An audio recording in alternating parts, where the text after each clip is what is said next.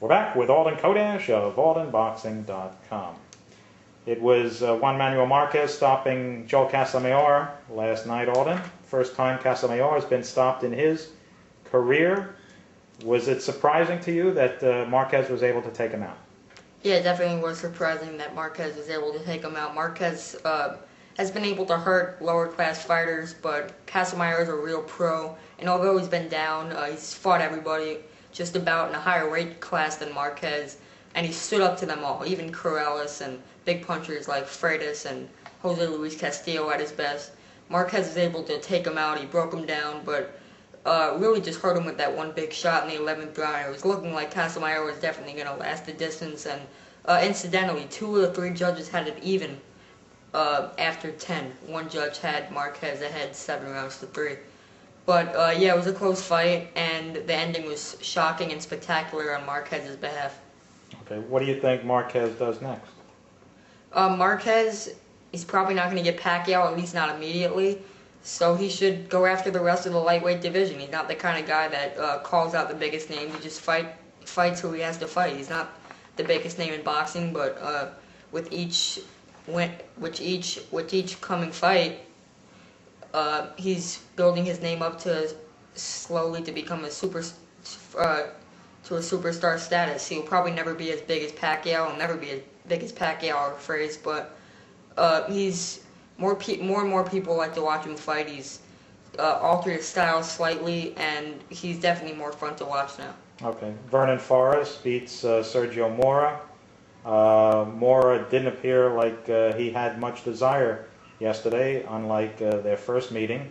Or is Vernon Forrest back? What do you think? I think Mora's just outclassed. I think Forrest is definitely out of shape for the first fight, and the better fighter prevailed. Forrest still has some fight in him at this age.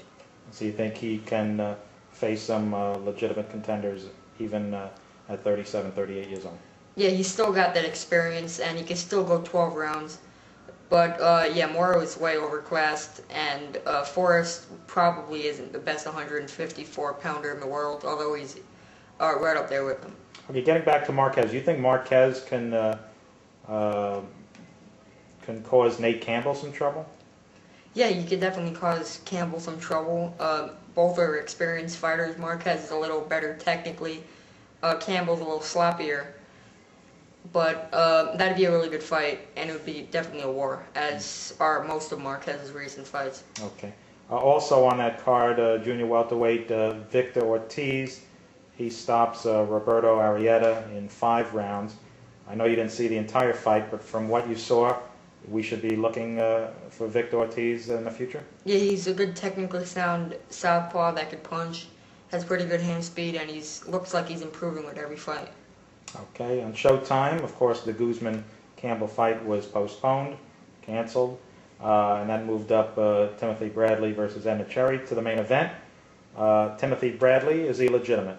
Yeah, he looked good, and he looked good once again, coming off a fight against Junior Witter, in which the result was really the most impressive thing about that night for Bradley. He didn't really get a chance to show all his skills against Witter because of Witter's awkwardness. He faced basically a punching bag in Edna Cherry, who really wasn't punching back that night, and he was able to show his full arsenal and his savvy.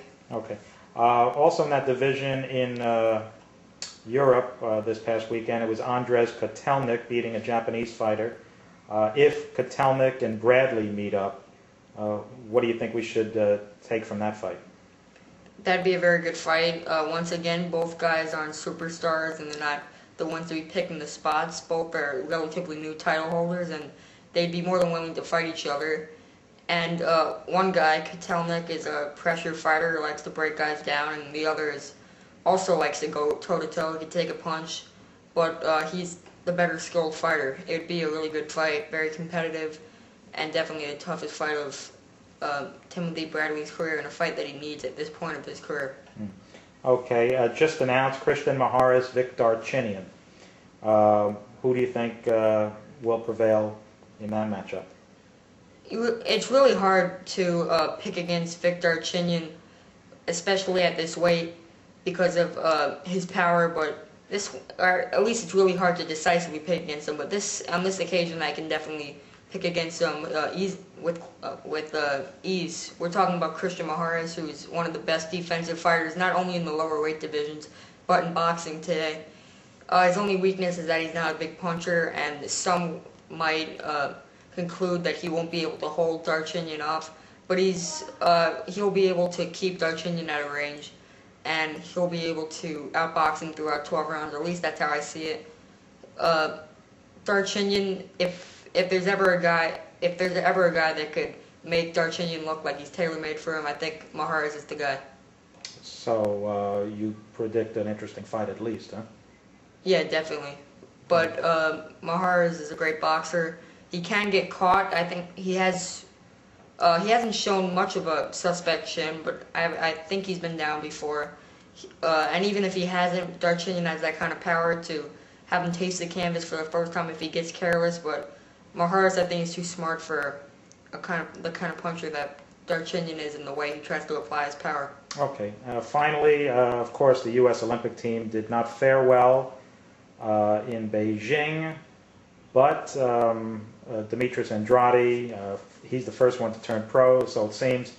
Rashi Warren, Gary Russell may follow suit. Who do you think potentially has the best pro career ahead of him? Well, if you're talking about the best all-around fighter, you probably have to go with Rashi Warren. But based on the fact that he's 112 pounds, he might not have the best pro career ahead of him. But so was Yuriorkis Gamboa. He fought in the Olympics at 112 pounds, and now he's a full-fledged junior lightweight who has the potential to make a lot of money down the road. It depends on what Warren can get to without having to make weight for an Olympic tournament. But naturally, bigger guys can generate bigger money, and they could fight pretty well. Demetrius Andrade is an example of one of them. He's pretty slick, and although he's probably not the best on the Olympic team, it's going to be interesting to watch. Most of the guys have good talent. Gary Russell, Rashi Warren, and Demetrius Andrade are the three most impressive fighters I can name off that team. And it's really unfortunate that Gary Russell didn't get a chance to box in the Olympics, but I definitely like to see how he fares in the pros. I've seen a lot of footage of him, and that whole trio is going to be interesting to watch. Okay, great. Thanks, Alden, for talking to us. Remember to check out aldenboxing.com and fightfan.com for more information. Bye-bye.